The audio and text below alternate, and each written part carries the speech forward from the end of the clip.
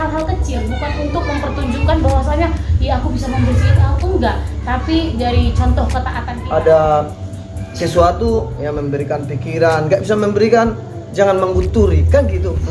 Markus 12 ayat 41 sampai 44. Oke. Markus 12 1 ayat berapa? ayat 1 Ayat 41 sampai 44. sampai 44. Ya kan? Ini Yesus itu menghadapi peti persembahan, dia memperhatikan bagaimana orang masukkan uang ke dalam peti persembahan. Banyak orang kaya memberi jumlah yang besar. Ya, kata lain tentunya bagus ya, orang kaya itu memberi dengan jumlahnya besar. Nah, bahkan denominasi gereja sekarang berharap begitu, punya yang kaya itu banyaklah ngasih.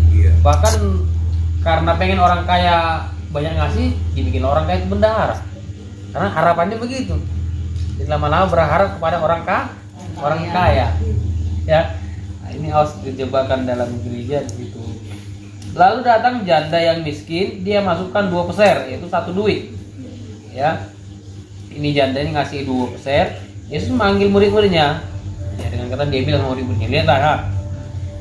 Janda miskin ini memberi lebih banyak daripada semua orang yang masukkan uang dalam peti persembahan. Janda yang ngasih 2 itu 2 peser.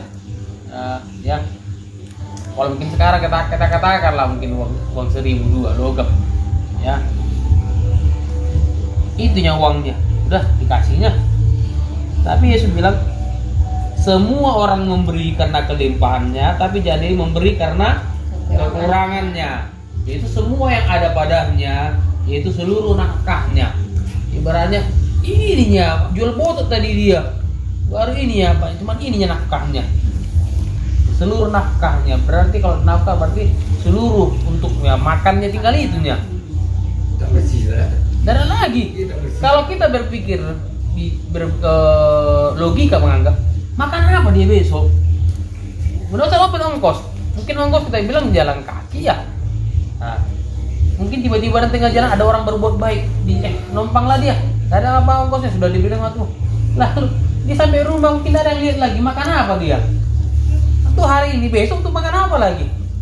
Tapi Yesus bilang ini lebih lebih besar yang diberikan janda ini daripada orang-orang kaya itu. Nah, dari versi Lukas, ya.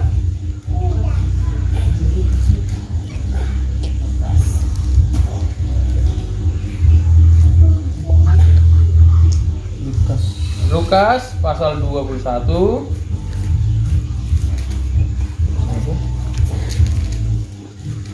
ayat yang ke 3 dan 4. 3 dan 4.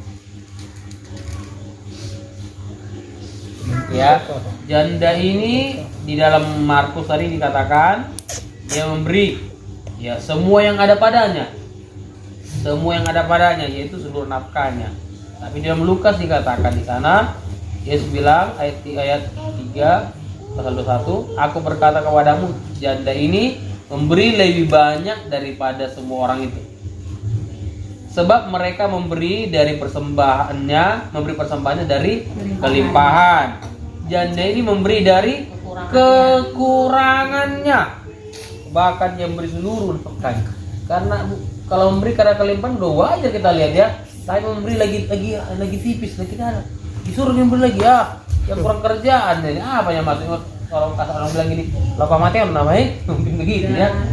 Nah, tetapi kita lihat, nah inti daripada semua ini adalah motivasi. Kita memberi motivasi, mungkin kita bilang supaya kayak janda ini, aku kasihlah semua, udahlah, berpuas. Tapi motivasinya bukan seperti itu.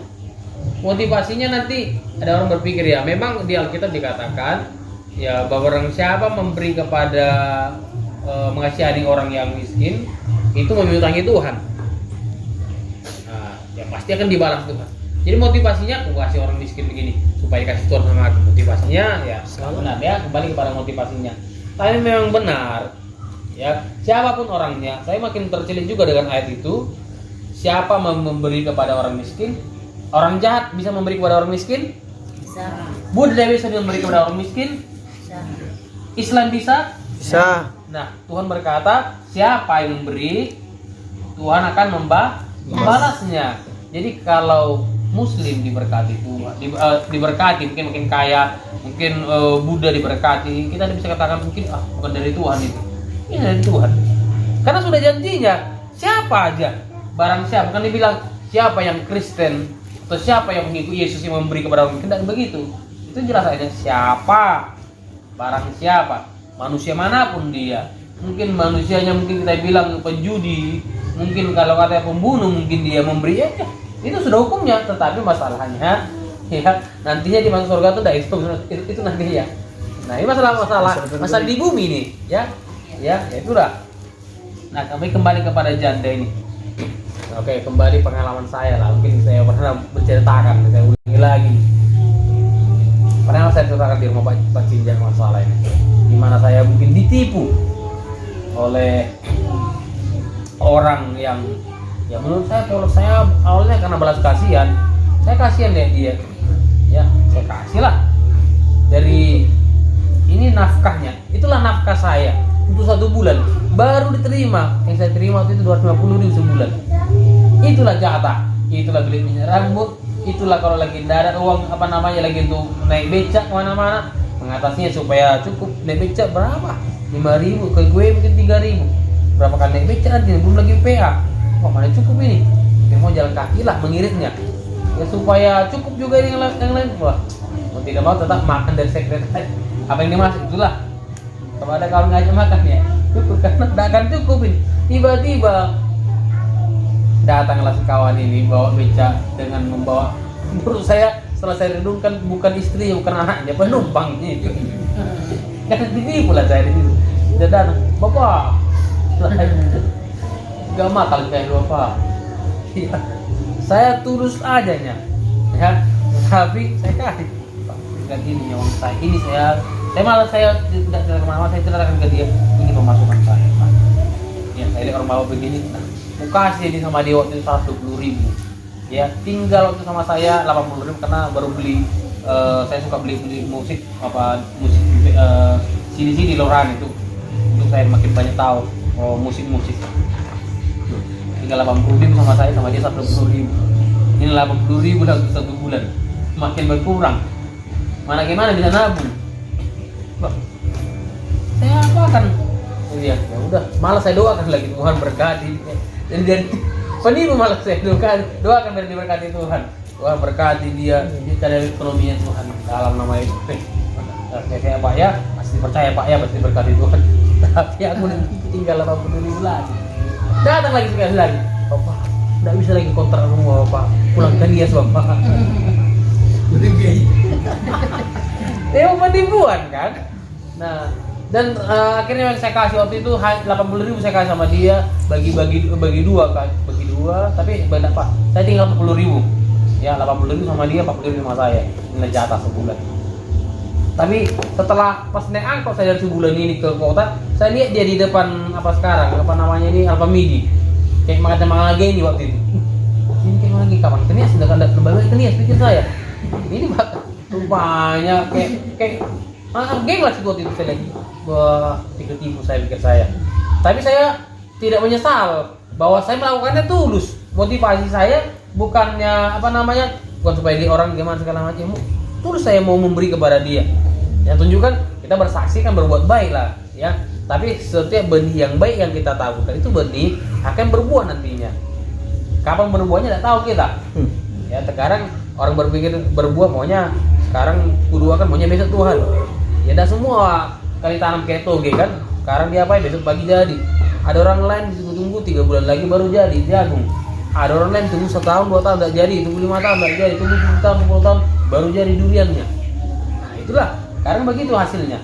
Ya tidak apa, saya tidak merasa dirugikan, saya merasa sudah tulus, ikhlas, tidak usah ingat lagi. Ya apa yang sudah kita berikan, tidak merasa disalahkan. Ya namanya sudah kita kasih, ya sudahlah. Mohon maaf. Apakah ada di antara kita yang mungkin contoh ya, ada sudah ngomong sesuatu dia ingat lagi, dia ambil lagi. Itu bukan keikhlasan lagi. atau yang sudah dibuang ya, atau yang sudah dikeluarkan. Nah, ya janganlah sobatnya. Yang penting jadi kasih minta lagi. nah seperti itu kan ya. Tapi ada keikhlasan ya. Tapi hasil daripada itu memberi apa yang saya lihat. Jadi apa yang kami terima sekarang, apa yang kami miliki sekarang dalam hati saya ya, kami ketulusan apa yang kami beri ya. Mungkin sekarang kami nikmati taburannya. Mungkin tahun 2005 saya lakukan itu tidak ada hasilnya. Ya. Cuman yang saya tidak bisa mengerti pada itu setelah peristiwa itu, mungkin setelah setahun kemudian orang punya handphonenya apa ya, yang poli itu aja. Bangga kali punya Nokia 2800, punya mertua pacek dulu itu. Tapi hanya layar itu aja, tidak ada apa namanya, tidak bisa kamera gitu. Jadi gitu aja handphone sudah bangga. Dengan pemasukan saya waktu itu hanya 250.000. Saya tidak ngerti gimana. Tapi saya tidak minta uang sama orang tua. Ya saya tidak ngerti dari mana, saya tidak bisa ceritakan juga dari mana waktu itu. Yang pasti bukan mencuri. Ya, saya bisa punya handphone waktu itu seharga 3.118.000. Bahkan handphonenya dapat baju lagi waktu itu. Kawan kami dulu, abang punya income sekian ya, aku income-ku per 1 juta tapi tidak bisa beli handphone. Tak tahu gimana, aku juga tidak ngerti, tidak terkatakan. Katakan kalau hitung cari tidak masuk akal, gimana? Nah itu salah satu gambaran menunjukkan bahwa kita ikhlas, ada ke depannya yang kita tidak ngerti dari mana cara-cara. Ya pokoknya ikhlas aja lah. Nah ya seperti kakak saya, adik saya itu, mereka lagi dari pajak Oras Siantar itu, waktu mungkin dari terminal ya, yang mau pulang tiba-tiba tidak ada berapa, tidak ada apanya deh, kasih lah, kasih 50.000. Tidak ada ongkos kami bang, itu kasih tukarnya bang. Dikasih sama dia 5.000, dia 5.000 lah bang, 20.000 sama dia, 5.000 sama mereka dua. Itu ongkos sampai ke Ramungan. Kan ceritakan ke rumah, mama bilang bodoh kali. Nah itu kita manusianya, bodoh kali. Wah, kok kasih sama dia 50.000, sama kalian dibalikan, ada nyawangnya berarti kan gitu kan? Ada nyawangnya nih, putihnya dikasih sama kalian 5.000. Tapi ya, mereka merasa ya belas kasihan apa namanya untuk orang. Nah, tapi saya juga pernah begini. Waktu kali kami naik naik mobil, waktu kali ada Islam itu di tengah jalan kan mau ngasih bikin apa itu apa namanya, tanggok apa itu namanya, tanggoknya mendurung uang orang itu. Kata saya berhenti bang, kasih. Saya komplain waktu itu. Di antara mereka saya yang bantuan. Wah, kok apa pula yang komplain? Jangan kalian dukung itu. Berarti kalian sedang mendukung pembangunan bisik, berarti kalian sedang mendukung pembangunan bukan untuk Tuhan. Tapi saling merenung tadi. Mereka ikhlas melakukannya, mereka tidak berpikir apa-apa, tidak berpikir tentang agama, mereka berpikir ini ada yang perlu dibantu, ya bantu. Tapi setelah itu saya sadar, iya ya, kenapa saya komplain? Satu saat juga kau bisa menggerakkan mereka untuk mendukung daripada pembangunan rumah Tuhan. Jadi saya, kalau memberi, jangan berpikir ini ada ini untuk kepada siapa, ya kemana Tuhan sedang gerakkan hati kita, jangan dipikirkan gimana nanti ini. Kita bersyukurlah kalau kita sedang memberi digerakkan Tuhan. Kalau enggak, kita banyak berpikir, lama-lama kita sedang apa namanya, tidak masuk akal, lama-lama kita ngakali Tuhan. Kita akal ya. Oh, maunya begini, lama-lama pikiran kita bermain, mustahil, nanti aku besok apa? Besok gimana? Nah, saya juga jangan beritahu sama istri saya, kalau kita memberi itu ya bukan karena kita adanya, bukan karena lagi lebih. Ini lagi situasi gimana? Ini tiba-tiba datang dari ini gimana? Mungkin ini gimana? Enak apa? Ini waktunya kita sedang menabung. Nantinya kita tidak ngerti dari mana caranya, yang pasti Tuhan sedang melakukannya. Ya, dari janda ini bagi manusia kan buruk. Janda itu bagi orang-orang lain juga bilang buruk lah. Tapi kembalilah kita melihat ketulusan kita, dan kalau orang lain tulus melakukannya, apa yang kita komplain? Sama seperti si perempuan pelacur itu, begitu Yesus datang, langsung dipecahkannya apa itu buli-buli pualam itu isinya minyak wangi. Begitu dipecahkannya semerbak. Dengan kata lain berarti rumah itu tidak wangi dulu tadinya begitu Yesus masuk. Tapi gara-gara perempuan pelacur ini dipecahkannya minyak wanginya, harum seluruh rumah itu. Langsung dilapnya kaki Yesus pakai rambutnya. Dilap pakai rambut itu Kalau perempuan coba kita bayangkan. Tiap datang hari Minggu, laki-laki semua bisa sisiran, tapi perempuan semua datang ke tempat ibadah botak semua. Bisa dibayangkan yang wanita-wanita ini? Tulis pergi ke pasar dengan botaknya. Pasti coba. Nah, atau mungkin ada rencana enggak botak? Kenapa perempuan tidak mau botak? Karena berpikir ini mahkota, kebanggaan. Makanya perempuan lama-lama di kacet. Nah cukup satu sisir. Lain di tas, lain di sini, lain di mana kemana. Lama-lama sisir yang baru beli hilang semua. Karena hanya untuk rambut ini. Iya tas ya Pak. Ada mobil dari tas. Pasti perempuan kan? Menceritakan orang ya itu. Pada umumnya. Tidak, pada umumnya perempuan kan begitu kan. Jarang laki-laki kalau contohnya ada mobil orang. Jangan begitu. Jangan. Ya kebersisir aja giginya cukup lagi. Sampai dosen saya saking apanya itu Pak Bang Awe namanya. Habis makan gitu, makan cuci tangan. Diperhatikan sama si Ika tak galu. Dosen si kotoran nih katanya karena habis cuci tangan di rambutnya. Tak apa-apa kan. Nah itulah dia orangnya. Cuman menunjukkan bahwa laki-laki sebetulnya ya enggak mau repot-repot lagi tuh. Itu perempuan lagi jalan, debut rambut kita. Itu tuh. Ini bukan hanya saya sering lihat di Facebook begitu ya, lagi berkaca gini sama macam, pokoknya dibuka kacanya. Wah, tuh. Kemarin gitu juga saya pas lagi nunggu istri saya di CP4, anak-anak lewat anak itu. Ya pan, udah aku buka kaca pikir kan. Berkaca di segala macam ya. Saya maklum wanita begitu kan. Karena penampilannya kalau enggak ya begitulah dia. Si Rosa aja sering kayak gitu. Padahal enggak ada highlightnya. Nah, kembali kepada Maria, perempuan pelacur ini, dia akhirnya melak kaki Yesus dengan rambutnya yang terbaik yang dikasih. Bukan dia bilang, aduh, ini puluh dua kali, minta lap, nggak begitu dia. Kasih lap dulu. Tapi justru dengan rambut yang terbaik itu dibikin melak kaki Yesus. Nangis lagi, air matanya lagi di situ. Orang bilang, masih perempuan apa ini, pasti gitu orang kan? Justru Yesus bilang, nah malah di tempat itu ada lagi, kalau kita bilang sekarang orang yang rohani kali mungkin kayaknya, sayang kali tuh.